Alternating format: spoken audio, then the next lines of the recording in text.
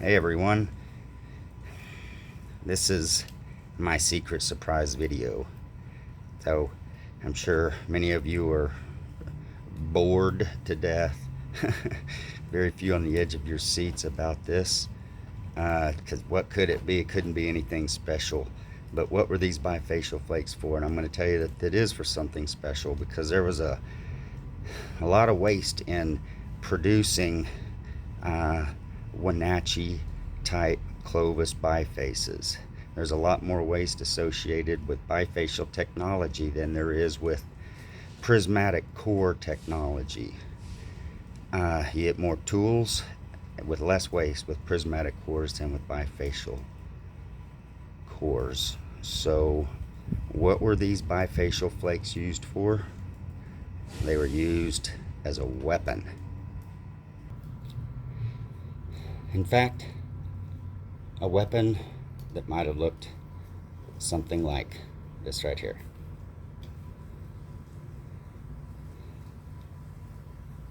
This is my thought, my idea, my version of a prototype for a Clovis spear, Wenatchee type Clovis spear. These are bifacial blades that are pitched in. Let me set this down. In between two bi-beveled bone rods from the Wenatchee site. This is a flat side compared to the rest of it. Flat side usually means it goes up against something or rides up against something. So you put two of them together, and in between it you put the pitch and the bifacial flakes, and you shape the bifacial flakes over an anvil as you need. And you put the ivory tip in here with some advanced adhesive technology for the time, I guess, you know, a very, maybe not advanced, but complex, maybe is a better word. And I'm going to disassemble this one right here, right now. I'm going to talk about it as I disassemble it. I'm going to hold it over the fire here to warm the pitch up.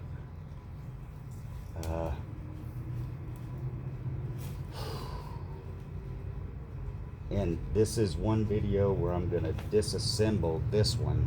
This is the last spear that I put together in the prototype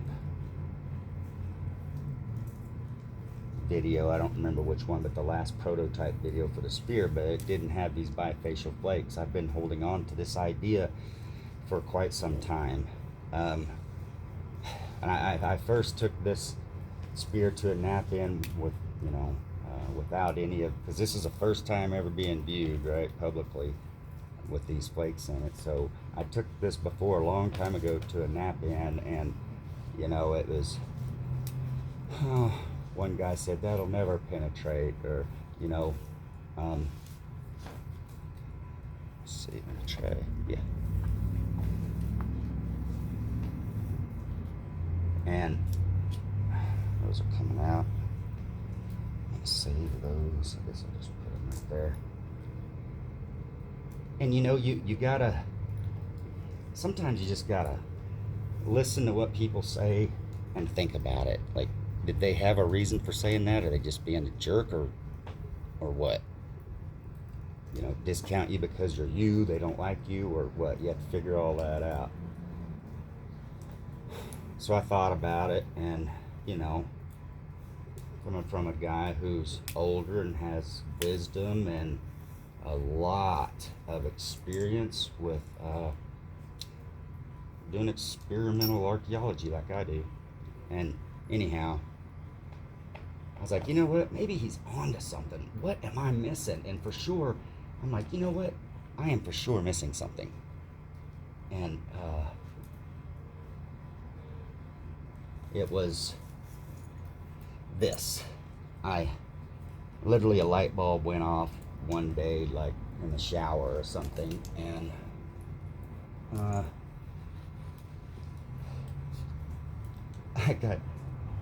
I think I remember hitting myself on the noggin. I was like, I cannot believe I did not think of this before. I was so excited.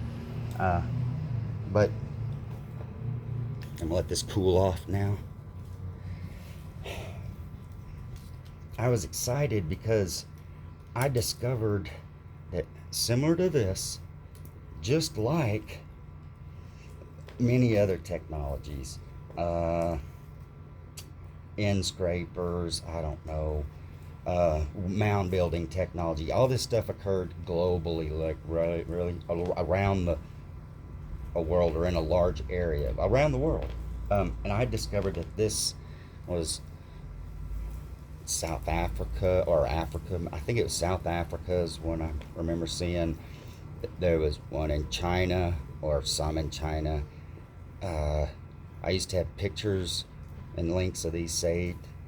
I still have some, but the Russia, Europe, they're all over Europe. Obviously, we've seen something similar. But the technology was, there was a foreshaft with pitch and blade stuck in it. And so that's what gave me the idea for this. And to me, it was the missing link. So the next part of this would be this, and this should just come out like that. And I'm just going to put this to the side for now. But this is, I believe, because of the way I think, I'm going to put it back together, this was ready to go just like this.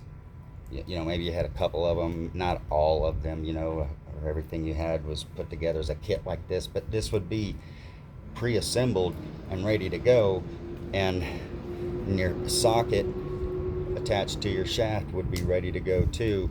And you heat both of them up, heat up some pitch, and put it together. So this is a 1, 2, 3, 4 piece composite system. I'm gonna take this apart. This is tied. I don't know how easy that'll come out. I remember it being tied.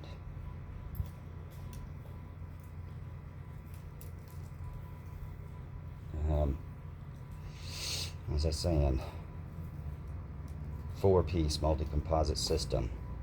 So wood is scarce for Wenatchee people. Why would you make a single 1-piece spear out of wood?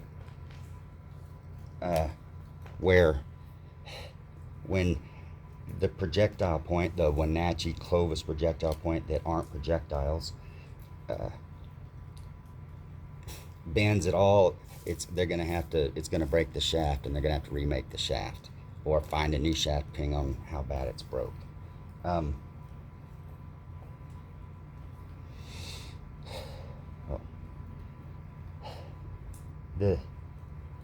With the composite system, you have different failure modes, and with 4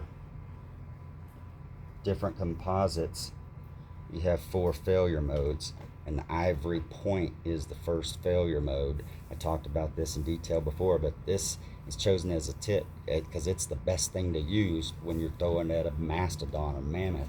It can hit bone and literally absorb the impact, recoil, bounce back out, and you can still use the tip. Of course, they break too. That's coming apart, and that is tied together up there. I put a notch in that similar to what's on the Wenatchee bone rods.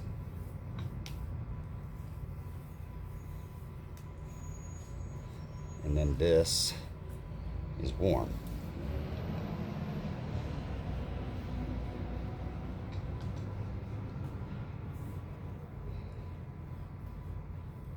but it has like rawhide or something in there. I don't remember.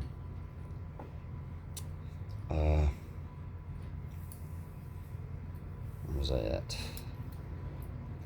Okay, so 4 failure modes means, okay, it's kind of re-adhered back together, but there's rawhide, or I think it's rawhide, thin rawhide wrapped around that to help hold the tip together. And so with this would be your first point of failure because it's the first failure mode. And if this fails, then you have another one of these. There's tons of ivory available and bone, which they made these out of ivory and bone. And this is easy to make. The second failure mode is the bi-beveled bone rod, and they had at the Wenatchee site there was 12 of these, I think, paired by size, and which tells you that they go together, right?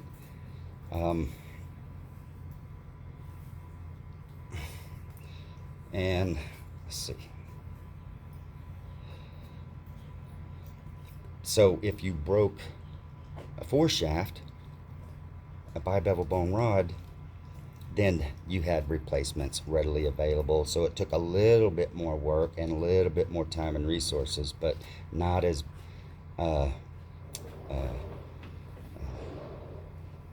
yeah, anyway, so this is the second failure mode. And the third failure mode, which I'm going to take apart right now, is a socket. This is my idea. There are sockets in the archaeological record. They call them sockets, where like a foreshaft and a projectile point of some type was stuck in a socket. And then you assume, because the socket is made out of bone, that it's attached to some kind of wooden shaft. And I have pictures of sockets. I've been to artifact shows, and I have some incredible pictures of artifacts. One of them, it's similar to this, and that's why I shaped it like this, which I'm not going to do in the final spear. But it had a hole drilled in one end of it. It was just a straight, parallel-sided, ball-ended hole. It was like that deep into the socket. It's just clean and perfect. It was amazing. So let me take this apart. So this would be the third failure mode. This is going to be harder to break. You're not going to make this out of ivory because ivory has layers in it, and the layers tend to come apart. So, but bone, like the proboscidean limb bones, is the mastodon or mammoth leg bones. The femur is popular, but they use the humerus as well. Is solid. It's dense, because those mammoths, they weigh tons. And so the bones have got to be able to support a lot of weight. So it's a lot different than anything we have nowadays, excepting elephants, of course. But you could make a socket out of the solid part of a leg bone of a mastodon or mammoth. This one's made out of wood. But it would be very strong. I'm sure they had a way of curing the bone so that it didn't check. Like when we cut wood for bows, we have ways that we cut it to prevent checking, or you make it a little bigger and let it check, and then bring it down to your final size so that it removes all the checks, hopefully. So something like that. All right. I'm not going to try to untie that because that's rawhide, so I'm just going to cut it.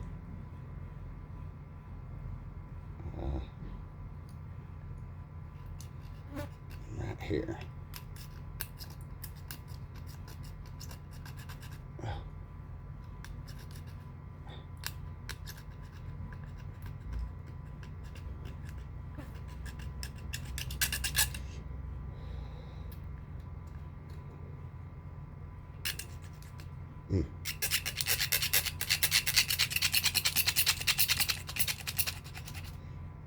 There we go.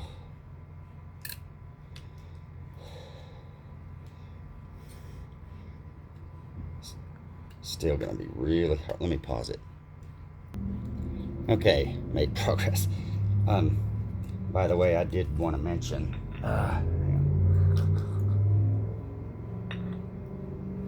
that I chose to use this method of hafting, tying, versus pitching it together with adhesive of some kind, maybe possibly, because if you pitch it and just wrap around it, you know, you could lose everything except the shaft. So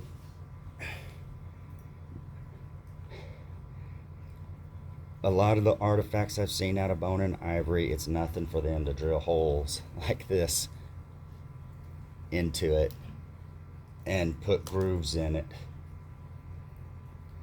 And all of this stays hidden when you go through, when you're penetrating your quarry, your mammoth or mastodon. So, you know,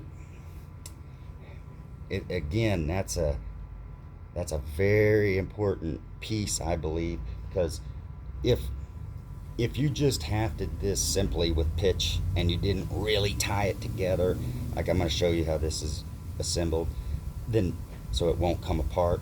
But it's a lot of work to create everything from here to there. You don't want to lose that in a mammoth, so it becomes your first failure mode, because it's the weakest point. So this isn't designed to be that way. First failure mode's the weakest, second is the next strongest, and so on and so forth. So this piece, it comes together. So it looks like that on that end, and you could tell, and there's a hole drilled in there, and when these go together, there's no way that this can, it doesn't tilt that way, it won't tilt this way, it's not even tied together. I'm going to show you. Look, it doesn't bend. Now I'll do it this way. The only way this can bend, one, is if it breaks by so much bending force, but two is if it's untied. When it's untied, it comes apart. Okay, and that keeps it together. So I'm in the next video, I'm going to reassemble this back together. I don't, unfortunately, I'm very bummed out about it, because I can't find the material I need to make the bone rods and the socket. It's moose shedding season, all the shedding seasons, like axis deer and stuff, it's been over with for a while, and there's not going to be a new one for like 9 months. So the largest supply of the biggest stuff must be gone. I can't find anything on the internet. This socket is a finished diameter, max diameter, I think, is 1.5 inches, and it's about 8.5, 9 inches long. So I need, and you got to have strength. Those bi-beveled bone rods, I can use the new ones, but they go in there. I use this one instead. You know, that far from where the pitch is to there. So that means it's half of the distance to the hole. So that's very strong. But if you move this hole closer and closer and closer, then that means you have to move this closer to the hole as well, because this is equal distant to there, equal distant to there, equal distant to there. It's very strong. So you can shrink it, but it's going to be weaker. I need something like that. I need something to make these. I don't have it. So I'm going to clean all this up. I'm going to put everything back together. I'm going to put a new tip on my point. I'm not going to buy any ivory. and I'm gonna put it back together. But listen, I'm gonna say listen. Sorry, I don't know. There's one part I want to say. Like, I used to be a mechanical engineer. I'm a degreed mechanical engineer. So I'm not using that or saying that to brag. I'm using it as like credentials, like archaeologists might use, to make sense of their finds and their writings, right? So I'm going to not redesign this. I'm going to design this the best way I can with my brain, which is at limited capacity these days. But try to design this the strongest way possible. I'm going to use a complex adhesive system of rabbit hide glue, bone hide glue, a rabbit for elasticity, bone for strength.